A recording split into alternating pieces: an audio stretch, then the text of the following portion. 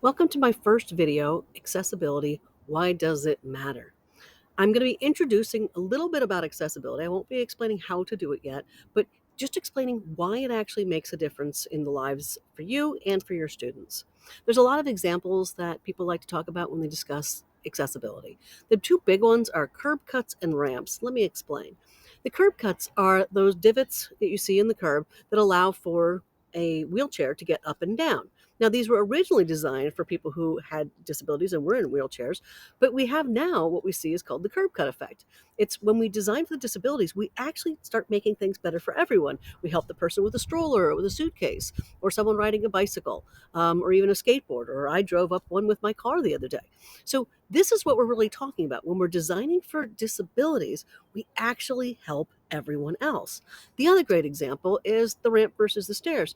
We do put ramps in order to help people who are in wheelchairs or who are using one of those other wheel devices that we talked about. But unfortunately, what we find all too often is we default to the non accessible form, as we see here with someone shoveling the stairs first, when we should start defaulting to let's make sure that ramp is cleared first, and then we can start worrying about other people. That way, we can sort of be helping everybody at the same time. Now, how exactly does this apply to your content in your courses as you aren't designing ramps or curb cuts? Well, the answer is one of the big areas we'll look at is accessible pages and accessible documents. And what these do is they allow for screen readers. They allow things like, as we've seen in our course, immersive reader or the read aloud function in our e-textbook. We allow it to read those things to our learners as we go along. Who does this benefit? Well, obviously, it benefits the visually impaired. But it also benefits people who are dyslexic and have difficulty reading normally, or people who are just not very good readers. They can have it read to them and often learn a little bit better, or those people who learn visually rather than or auditorily rather than visually.